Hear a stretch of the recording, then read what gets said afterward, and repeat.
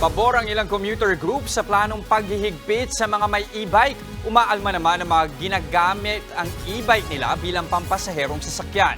Nasa frontline ng balitang yan si Brian Basa. Hindi makalarga ng mabilisan ang bus na yan sa EDSA Carousel sa bahagi ng Cubao nitong Biyernes ng gabi. Meron kasing e-trike sa harap.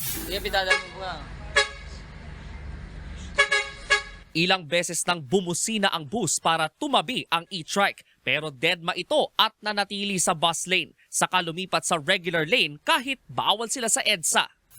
Isa ito sa mga pinakabagong insidente ng tila pagiging pasaway ng ilang e-trike o e-bike driver. Aminado ang pamahalaan na kulang ang regulasyon para sa electronic vehicles, partikular na sa rehistro. Kaya hindi makastigo o matikitan man lang ang mga lumalabag sa batas trapiko. Pero giit ng isang commuter safety advocate, hindi dapat palusutin sa pananagutan ang mga pasaway na e-bike driver. Kapag reckless ka, no? If you are reckless in driving the e-trike, pwede ka pa rin at nakasagasa ka or you damage properties, then you can be charged of reckless imprudence resulting to homicide o kaya resulting to physical injuries or damage to properties, no?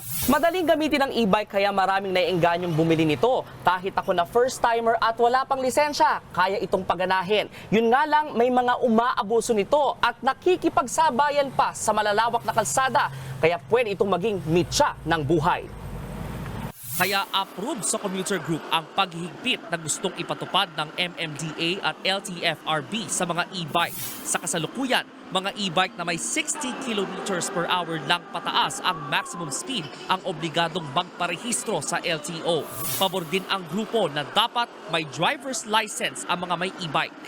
You find unlicensed drivers, no? Using e-trikes, and they are using it not sa mga subdivision roads lang but even sa mga major thoroughfares. I would rather knock on sa mga local legislators, come out with ordinances where you have to regulate saan lang sila pwede dumaan.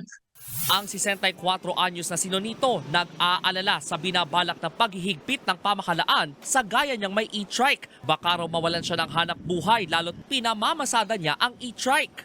Siyempre may edad na. Hindi na pwede sa kontraksyon. Mabuti kung may pinag-aralan, pwede ka sa opisina, tapos wala na. Kaya dito na lang. Pero kung matuloy ang paghihigpit, wala raw siyang magagawa kundi sumunod na lang. Kung ano ang desisyon ng batas, yun na lang. Basta mahalaga, gusto namin makabiyahe naman kami para sa paghanap buhay. Ang mga gaya ni Nonito na ginagawang pampublikong sasakyan ng e-trikes ang isa pang dahilan kung bakit din daw dapat maghigpit at disiplinahin ang mga e-bike o e-trike driver. Kapag ginawa mo yan, public utility vehicle, with more reason that regulation should come in. Kailangan na talaga ng may lisensya yung driver regardless of the speed. Why? Because you have already lives to be taken into consideration. Nagpabalita mula sa Frontline, Brian Basa, News 5. Mga kapatid, Jess De Los Santos po. Iba na ang may alam at may pakialam sa panahon ngayon.